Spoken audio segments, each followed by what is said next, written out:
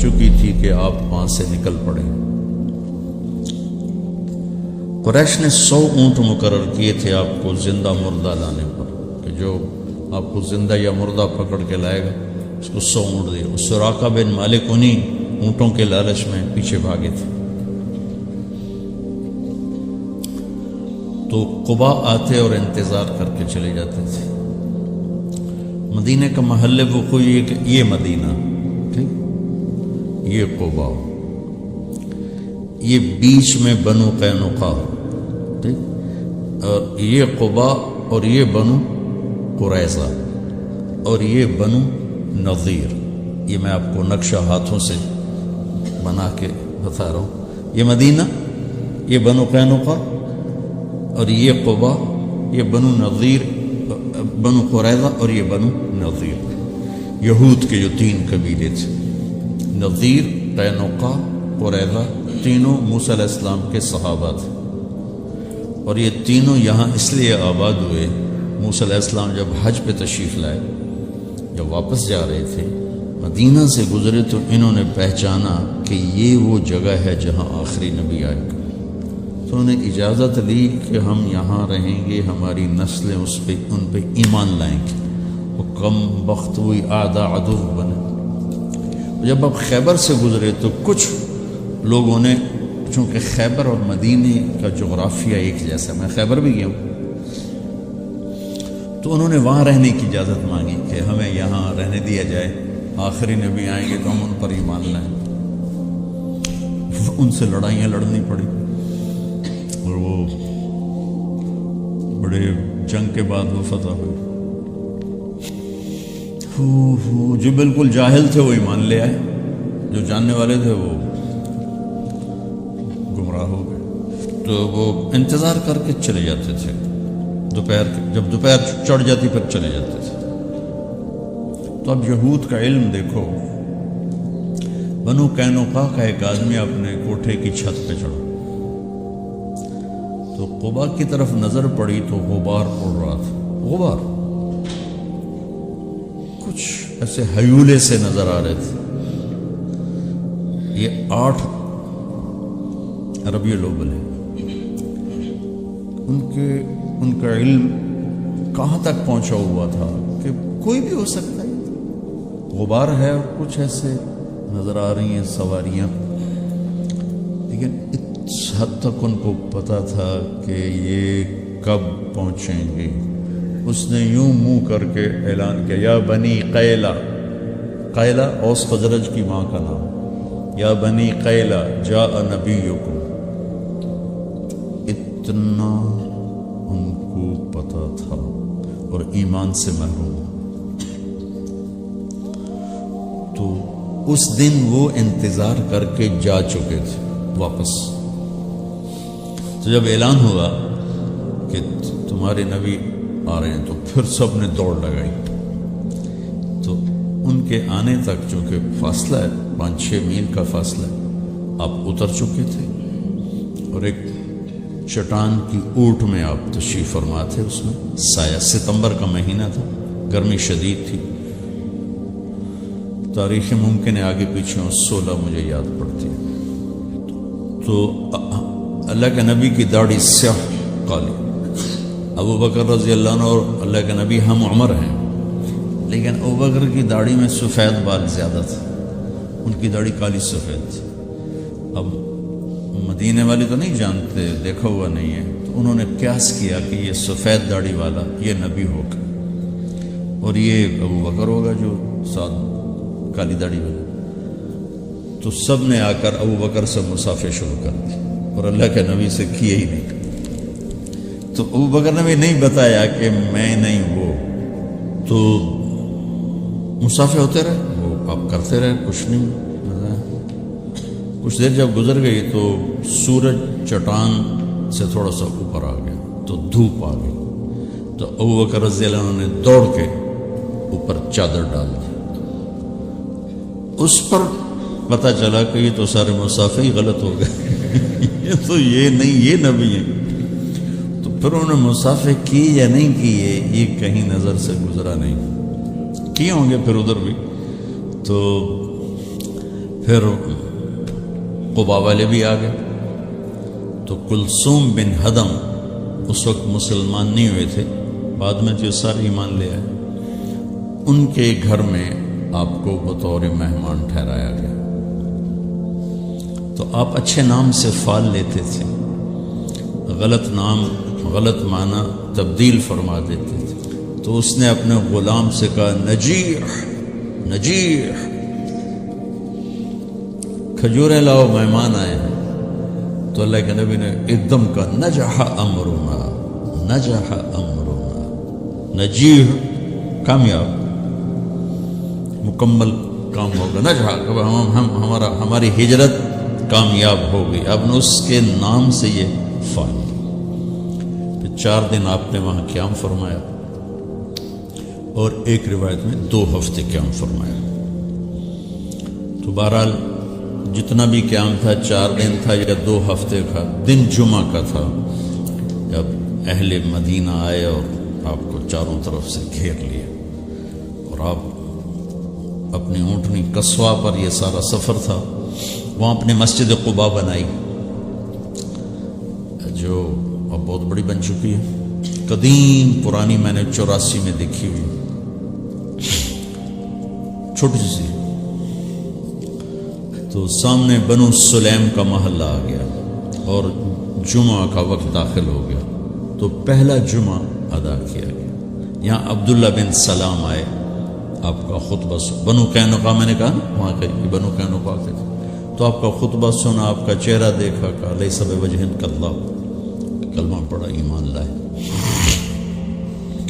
خطبے سے فارغ ہوئے اور چلے تو سارے قبائل کے سردار لائن بنا کے کھڑے ہو گئے، بنو نجار، بنو عبد الاشل، بنو بیاض اور اوس اور خزرج اور بنو سعد، بنو پتہ نہیں کتنے کتنے، سب یا رسول اللہ ہمارے پاس، یا رسول اللہ ہمارے پاس، یا رسول اللہ ہمارے پاس، سب کی تمنا۔ آپ خاموشی سے چلتے رہے۔ تو وہ سنیہ جو آتی ہے، سنیۃ الوداع، اس کے آگے دامن میں مدینہ، سامنے گھر بستی اور آگے میدان، اس میدان میں بچے کٹھے تھے، بچے بچیاں۔ ہم یہ آپ یوٹیوب پہ دیکھتے ہیں، بچے بچیوں کو نظمیں یاد کراتے ہیں تو وہ سنا رہے ہوتے ہیں، وہ پڑھ رہے ہوتے ہیں۔ تو اس دور کی جو اللہ کی طرف سے موہبہ جلیل تھا، فصاحت، وہ اس واقعے میں نظر آتی ہے کہ یہ جو بچے بچیاں کھڑے ہیں، انہیں کسی نے کوئی نظم سے یاد نہیں کرائی کہ جب وہ آئیں گے تو تم نے طلال بدر کہنا ہے۔ وہ تو اپنے وہ شوق میں دیکھنے آئے ہوئے ہیں، چھوٹے چھوٹے بچے بچی۔ صورت واقعہ یوں کہ پہلے یوں اونٹنی کا سر باہر آتا ہے، کیونکہ یوں اور یوں آنا تھا، تو ایسے اونٹنی، اس کے سر کے پیچھے آپ کا سر، آپ کا چہرہ مبارک چھپا ہوا۔ جب اونٹنی یوں ہوئی اور آپ ایسے ہوئے تو سب بچوں کے منہ سے فی البدی بے ساختہ طلع البدر علینا، یہ پڑھا ہوا سبق نہیں تھا، طلع البدر علینا من ثنیۃ الوداع وجب الشکر علینا ما دعا للہ دعا ایها المبعوث فینا جئت بالامر المطاع جئت شرفت المدینہ مرحبا بک یا خیر داع۔ یہ شعر عام نہیں ملتا کتابوں میں، لیکن اس کا اضافہ مرحبا جئت شرفت المدینہ مرحبا بک یا خیر داع۔ آپ نے، اور عورتیں ساری چھتوں پہ چڑھی ہوئی تھی آپ کو دیکھنے کے لیے۔ تو جب ہم مدینہ میں داخل ہوئے تو پھر عرب سردار، یا رسول اللہ ہمارے پاس، یا رسول اللہ ہمارے پاس، تو آپ نے اس کی ایسے رسی چھوڑ دی، دعوها فإنها مأمورہ، اسے کچھ نہ کہو، جہاں میرا اللہ لے جائے گا یہ اونٹنی وہاں جائے گی۔ اور آپ کے دل میں تھا بنو نجار، چونکہ آپ کی دادی بنو نجار میں سے تھی، سلمہ جو عبد المطلب کی والدہ ہے، وہ بنو نجار سے تھی، جو ہاشم نے وہاں شادی کی تھی۔ تو آپ کی اونٹنی چلتے چلتے چلتے ایک کھلے میدان میں جا کے بیٹھ گئی، بستی کے وسط میں تھا، تو اس کو آپ نے پسند کیا اپنی مسجد کے لیے۔ تو آپ نے پوچھا یہ زمین کس کی ہے؟ بعد میں، اس وقت نہیں، بعد میں ان کا جی 2 یتیموں کی ہے۔ تو ان کے سرپرست کون ہے؟ جی اسد بن زرارہ ہے۔ آپ نے ان کو بلایا کہ یہ زمین ہمیں مسجد کے لیے چاہیے۔ کہا جی ہم تحفہ دیتے ہیں۔ ہم نے کہا یتیم کا مال ہے، تحفہ نہیں ہو سکتا ہے، پیسے لگاؤ۔ کہا ٹھیک ہے جی آپ پیسے لگوائیں، ہم اس سے آپ کو سستا کر کے دے دیں گے۔ ہم نے کہا ٹھیک ہے۔ تو اس کے پیسے لگوا گئے تو 7 دینار اس کی قیمت بنی۔ میرے نبی نے کیا کیا کہ تمہارے سامنے بھی 7 دینار قیمت لگی ہے، ہم آپ کو 10 دینار دیتے ہیں مسجد کے۔ آپ نے 10 دینار میں جگہ خریدی۔ تو اس کے بعد آپ کی اونٹنی اٹھ گئی۔ یہ میں نے بعد کا واقعہ سنایا ہے آپ کو۔ آپ کی اونٹنی اٹھی، جیسے میں یوں آپ کو دیکھوں اور پہچانوں پہ کون کہاں بیٹھا ہوا، تو اس نے ایسے ایسے دیکھنا شروع کیا ایسے، اور سیدھی بنو نجار کی گلی اس نے پکڑ لی اور جا کر ابو ایوب انصاری کے دروازے کے قریب بیٹھ گئی۔ تو یوں میرے نبی بنو نجار کے مہمان بن گئے، جو آپ کے اندر کی تمنا تھی کہ میں بنو نجار میں بیٹھوں۔ تو اس سارے سفر میں ابوبکر صدیق رضی اللہ تعالی عنہ ساتھ ساتھ ہیں۔ یہ ان کی منقبت، فضیلت تو بے شمار ہیں۔ بس میں نے تھوڑی سی ہجرت کی اہمیت، پھر وہ پہلی حدیث ایسی تھی، تو میری دعا ہے کہ آپ ہجرت کرنے والے بنو، اللہ کے نام کو لے کر پھرنے والے بنو۔ تو اسلام سے خارج ہو گیا ہے، توبہ کر۔ میں نے اس سے کہا بھائی میں تو تبلیغی بن کے آپ کے پاس نہیں آیا، میں تو اس لیے آیا ہوں کہ مجھے پتہ چلا کہ آپ میاں چنو کے ہیں اور میں تو لمبے کا ہوں، تو میں تو اس لیے آپ کو ملنے آیا ہوں۔ تو ایسے ہوا، اچھا آپ تو لمبے کے ہو؟ میں نے کہا تو لمبے کا ہوں۔ کہو اچھا اچھا اچھا، بڑی مہربانی، فرمائیے۔ میں نے کہا فرمائیے ایسے تو نہیں ہوگا، گھر بٹھاؤ پھر فرمائیے ہوگا۔ تو اس نے دروازہ کھولا، ہمیں بٹھایا، میں نے کوئی تبلیغ کی بات نہیں کی، چائے وائے پلائی۔ تو میرے والد صاحب اپنے علاقے کے مشہور آدمی تھے، تو جب میں نے اپنا تعارف کرایا تو وہ اور خوش ہو گیا۔ کہا تو آپ کے باپ کا الیکشن تو میں نے لڑا ہے، ان کے لیے ووٹ مانگنا۔ تو ایسا خوش ہو گیا اور کھل گیا، اور چائے پلائی، بات چیت ہوتی رہی۔ تو اٹھتے ہوئے میں نے کہا فلاں مسجد میں ہماری جماعت آئی ہوئی ہے۔ میں نے کہا چلو آپ کو بتا دوں۔ مغرب کے بیان میں وہ آیا ہوا تھا۔ پھر جتنے دن میں وہاں رہا وہ آتا رہا، میں واپس چلا گیا۔ اس میں کئی سال گزر گئے۔ لاہور کیولری گراؤنڈ ایک مشہور جگہ، وہاں میرا بیان تھا۔ جو کرکٹر آئے ہوئے تھے، ان کو ہم نیا سعید انور، انضمام، مشتاق، ان کو ہم قریب کر رہے تھے، اس وقت نئے ان کو قریب کر رہے تھے۔ تو یہ لوگ آئے ہوئے تھے۔ تو بیان کے بعد ان کو لے کر ہم ایک کمرے میں بیٹھے۔ اس کمرے کی دیوار شیشے کی تھی، تو لوگ اندر آنے کی کوشش کر رہے تھے، تو ان پہرے والے ان کو روک رہے تھے۔ تو اس میں سے ایک آدمی منہ اوپر کر کے میری طرف سے اشارہ کرے، تو میں نے دیکھا تو ایک آدمی کی بڑی داڑھی، اور وہ مجھے ایسے ایسے اشارہ کر رہا ہے۔ میں نے نہیں پہچانا۔ تھوڑی دیر کے بعد میں نے غور سے دیکھا تو وہ وہی وکیل صاحب پشاور والے۔ میں نے کہا ان کو اندر بلاؤ، اندر بلاؤ۔ وہ اندر آئے تو میں اٹھ کے ملا، کہنے لگے یہ دیکھو، یہ تمہارا ایک گشت، میرا وقت بھی لگ چکا ہے، بدنوں کا چلہ لگا ہے یا 3 چلے لگے ہیں۔ تو جو دیکھو نا، آپ میں سے کئی لوگ پھیری لگاتے ہیں، جس کو گجرا پھیری لگاتا ہوں، پھیری۔ میں پہلے سمجھا ہی نہیں، پھیری تو کہتے ہیں چھوٹے جہاز کو جو سمندر میں چلتا ہے، میں سمجھا یہ پھیری لگاتے ہیں، پھیری، اور وہ تو گجراتی میں پھیری کہتے ہیں، پھیری کو۔ تو پہلے تو میں چکر کھاتا رہا کہ یہ کیا ہے فیری فیری تو چھوٹے جہاز کو کہتے ہیں، چھوٹا بحری جہاز. تو پھر بعد میں کسی نے کہا کہ یہ چل پھر کے سودا بھیجا. اچھا پھیری کو فیری کہہ رہے ہیں. تم خدا کو خدا کر دیتے ہو. خدا کا شکر.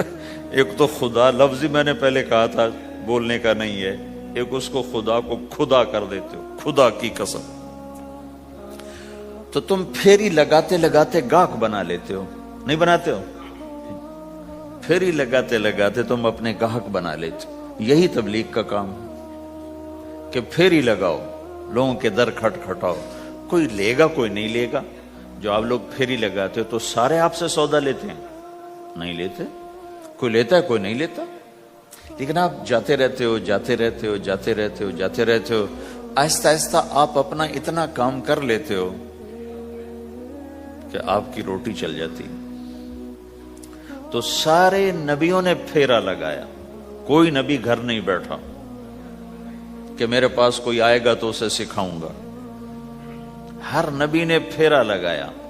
اور داؤد علیہ السلام نے ایک دفعہ یہ کیا، ایک بڑا عبادت خانہ بنایا اور اس کی دیواریں اونچی کر دی، اتنی اونچی کہ اندر کوئی جا نہ سکے. اور یہ طے کیا کہ ہفتے میں ایک دن میں کسی سے نہیں ملوں گا، صرف اللہ اللہ کروں گا. ہفتے میں ایک دن. تو وہ پہلا دن تھا، اندر سے تالا لگا دیا اور خود اندر بیٹھ گئے. اور پہلا دن ہے کہ میں آج کسی سے نہیں ملوں گا. تو میرے رب کو یہ بات پسند نہیں آئی کہ نبی کا کام کٹ کے بیٹھنا نہیں ہے، لوگوں میں جانا ہے. تو اللہ تعالیٰ نے انسانی شکل میں 2 فرشتے اندر اتار دیے.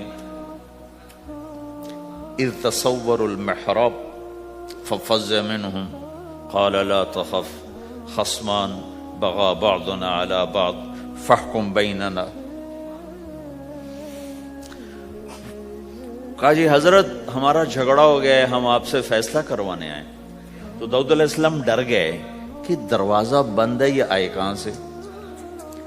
دیوار اتنی اونچی ہے کہ اس کے اوپر سے چھلانگ لگا کے بھی اندر نہیں آ سکتے. تو یہ کون ہے، آئے کہاں سے؟ دروازے کو دیکھیں تالا لگا ہوا ہے، دیوار کو دیکھیں اتنی اونچی ہے، تو کون چھلانگ لگا کے اندر آئے گا؟ تو ڈر گئے. تو کہنے لگے جی آپ ڈرے نہیں، ہمارا جھگڑا ہو گیا. کہ کیا جھگڑا ہے؟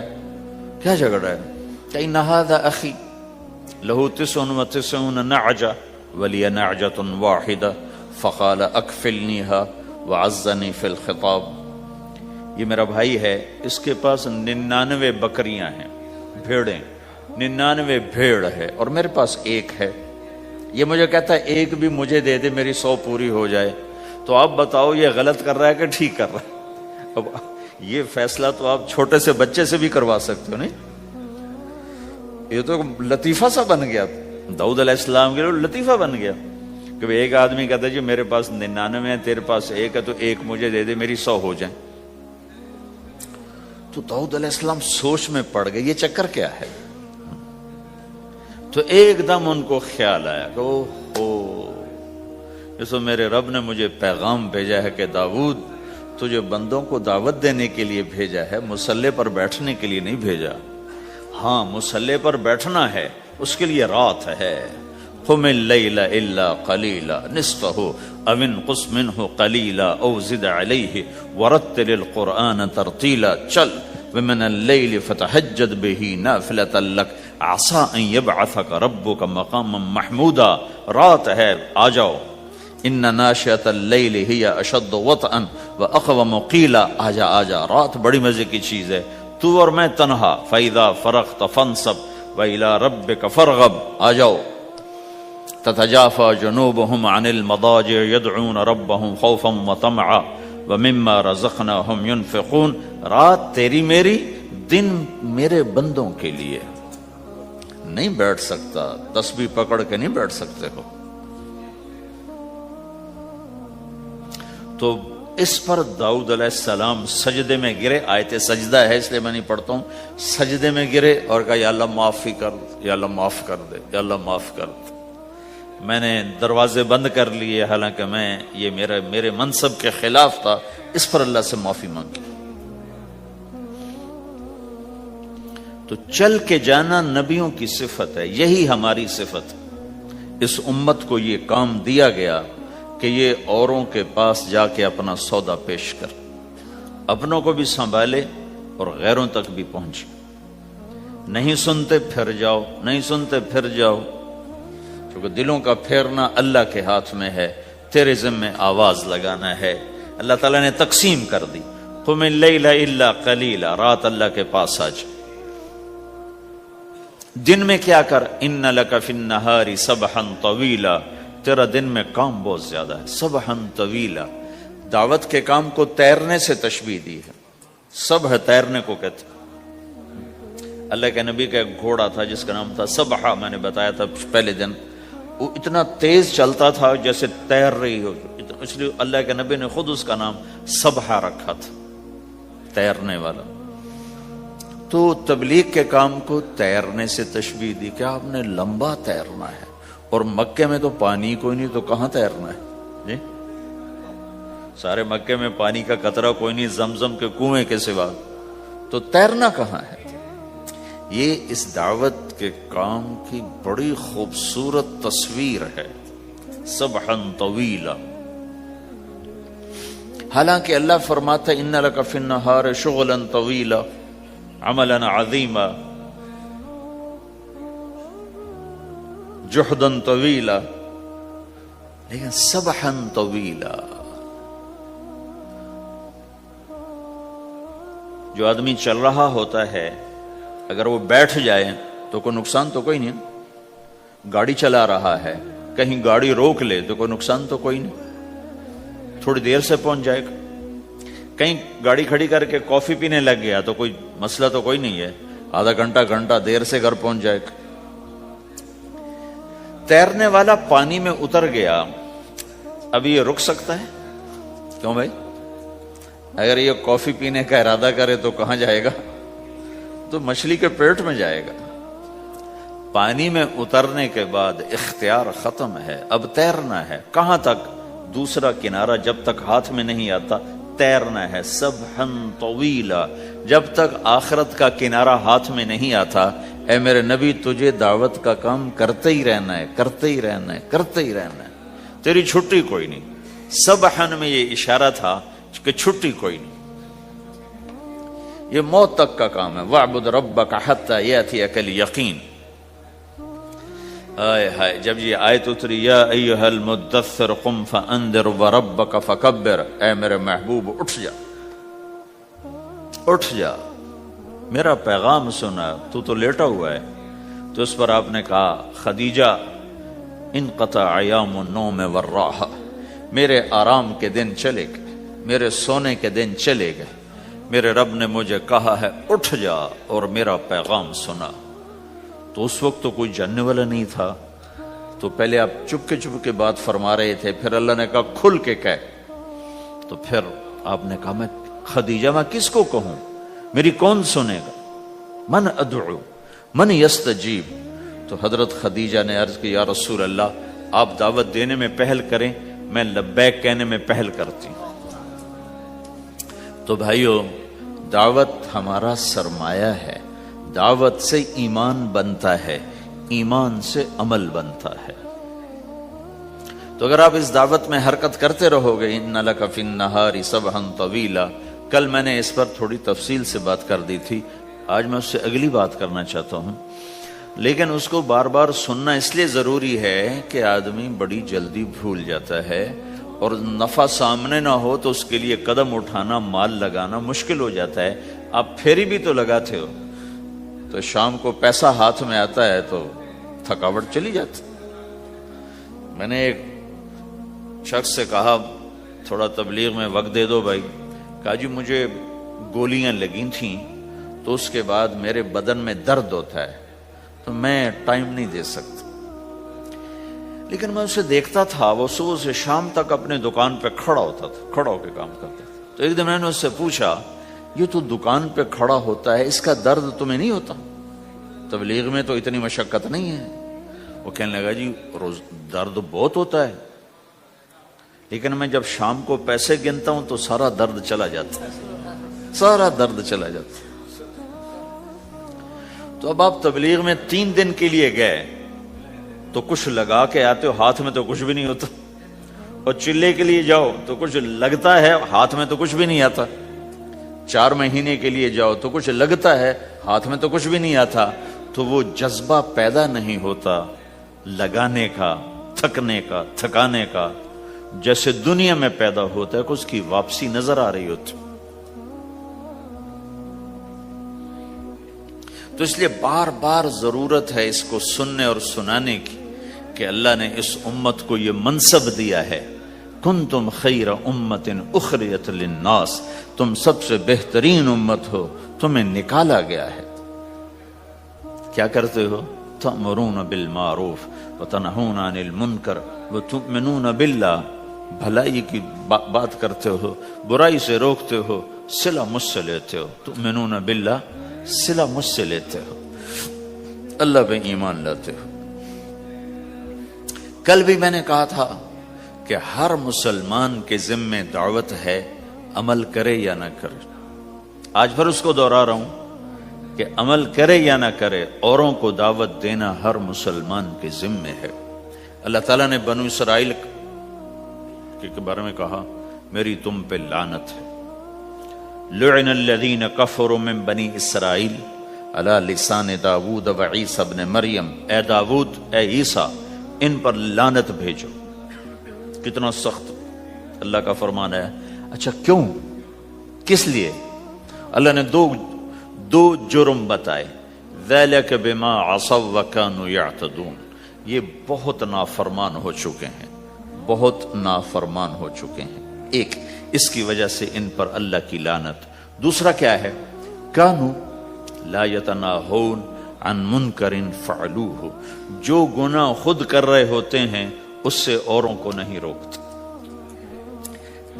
کانوا لا یتناہون، نہیں روکتے تھے، عن منکر، اس گناہ سے، فعلوہ، جسے وہ خود کر رہے ہوتے تھے۔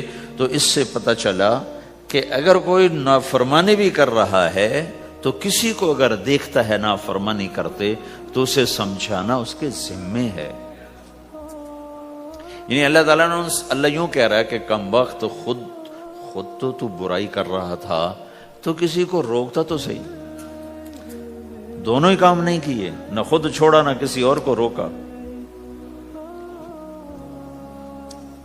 تو بھائیو، حرکت کرتے رہنا، اس حرکت میں بڑی طاقت ہے۔ ساری کائنات حرکت میں، اگر رک جائے تو بھائی زمین حرکت کر رہی ہے، سورج حرکت کر رہا ہے، چاند ستارے، ہر شے حرکت میں۔ تمہاری زمین 66,000 کلومیٹر فی گھنٹہ کی رفتار سے روزانہ بھاگی جا رہی۔ پتہ چلا کہ پاناما میں دونوں سمندروں کے 66,000 کلومیٹر فی گھنٹہ کی رفتار سے دوڑا جا رہا ہے۔ تمہارا سورج 6 لاکھ میل 9 لاکھ کلومیٹر فی گھنٹہ کی رفتار سے دوڑتا جا رہا ہے۔ حرکت کے ساتھ زندگی ہے، حرکت ختم ہوگی زندگی ختم ہو جائے گی۔ اب لوگوں نے حرکت کی، اپنے ملکوں کو چھوڑ کر آئے، اللہ نے آپ کو روزگار دے دیا، باعزت روزگار دے دیا۔ تو بھائیو، اللہ کے دین کے لیے حرکت کرتے رہنا، عمل بھی آ جائے گا انشاءاللہ، ایک دن دیکھو گے زندگی بدلے گی۔ ہمارے بزرگ تھے، ساتھی فوت ہو گئے، تو ان کا بیٹا PIA میں کیپٹن تھا، جہاز اڑاتا تھا۔ تو انہوں نے کہا بیٹا نماز پڑھ لیا کر، کہا ابا فرصت نہیں ملتی، بہت کام ہوتے۔ کہا اچھا چلو نماز کے وقت ایک آدمی کو دعوت دے دیا کر، 5 نمازیں ہیں، 5 دفعہ دعوت دے دیا کر۔ وہ کہنے لگا میں دعوت دوں؟ خود تو میں پڑھتا نہیں، دوسرے کو کیسے دعوت دوں؟ کہا بیٹا ایک تو میری مان لے، نماز کا انکار کیا ہے تو یہ تو مان لے کہ چلو کسی کو کہہ دیا کر کے بھائی نماز پڑھا کرو۔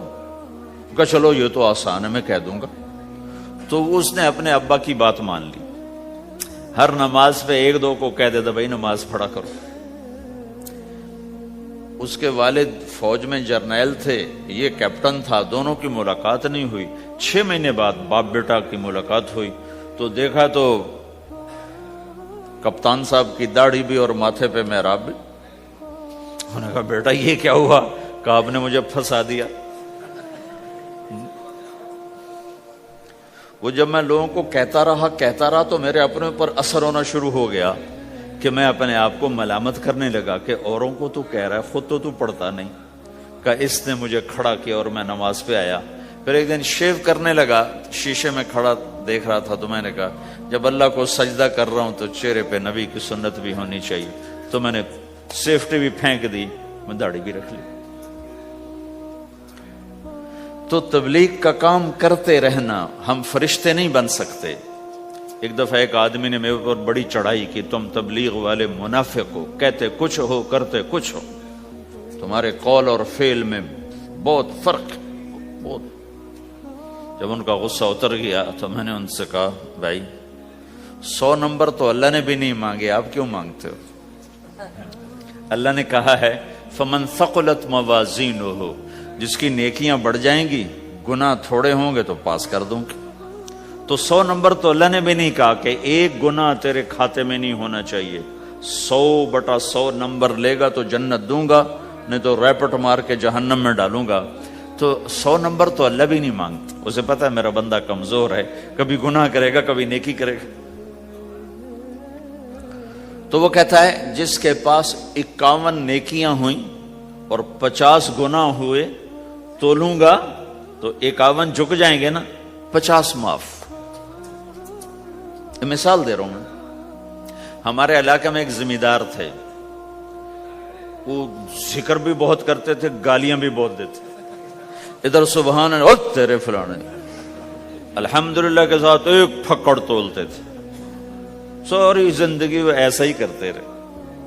جب وہ فوت ہو گئے تو کسی نے ان کو دیکھا تو انہوں نے پوچھا کہ میاں صاحب آپ کے ساتھ کیا ہوا؟ آپ تو گالیاں بہت دیتے تھے۔ خود انہیں یہ پوچھ رہے آپ تو گالیاں بہت دیتے تھے، تو آپ کے ساتھ کیا ہوا؟ کہ اللہ تعالیٰ نے میرے ذکر کمایا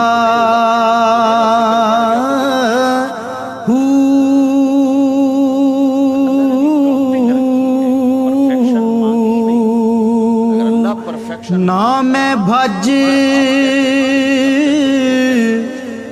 مسیتی وڑیا نا تسبہ۔ بس ایک صورت میں ہے کام خطرناک کہ اگر میں اس کہنے سننے کو اپنی دنیا بنانے کا ذریعہ بنا لوں پھر خطرناک ہے۔ تأمرون الناس بالبر وتنسون انفسکم وانتم تتلون الکتاب، وہ یہ آیت ہے۔ لیکن اگر میرے اندر اخلاص ہے تو پھر میں انسان ہوں، کبھی اچھا کروں گا کبھی برا کروں گا، لیکن میرے ذمہ صدا لگانا ہے۔ تو بھائیو اس تبلیغ کے کام کو کرتے رہنا، اس سے ایمان بنتا ہے، ایمان سے دین وجود میں آتا ہے۔ دین کے 2 حصے ہیں، ایک عبادات ہے جس میں نماز سب سے اہم ہے، پھیری پہ ہو گھر پہ ہو نماز نہ چھوڑو۔ رمضان کے روزے ہیں، اللہ پھر رزق زیادہ دے دے، حج کرو، زکوٰۃ دو، لیکن عبادات بڑی محدود ہیں اور اس میں کثرت اللہ نے مطالبہ بھی نہیں کیا، بلکہ اللہ تعالیٰ نے اس میں اعتدال ہی کو پسند فرمایا ہے۔ اللہ تعالیٰ نے ہمارے نبی لمبی لمبی نمازیں پڑھتے تھے تو اللہ تعالیٰ نے روک دیا کہ ما انزلنا علیک القرآن لتشقی، میرے نبی میں نے تمہیں قرآن اس لیے نہیں دیا کہ تو لمبی لمبی نمازیں پڑھ کے تھکتا رہے، درمیان نہ چل۔ اللہ کے نبی نے تبلیغ میں زیادہ زور دکھایا تو اللہ نے اس پر بھی کہا فلا تذهب نفسك عليهم حسرات، اتنا غم نہ کیا کر کے تو خود ہی ہلاک ہو جائے، نہیں ایسا نہ کر۔ تو عبادات محدود ہیں اور اس میں اعتدال مطلوب ہے۔ سارا دن مصلی پہ بیٹھنا یہ اللہ نہیں دیکھنا چاہتا، اللہ یہ دیکھنا چاہتا ہے کہ تو باہر جا تاکہ میں دیکھوں کہ اب تو کیا کرتا ہے۔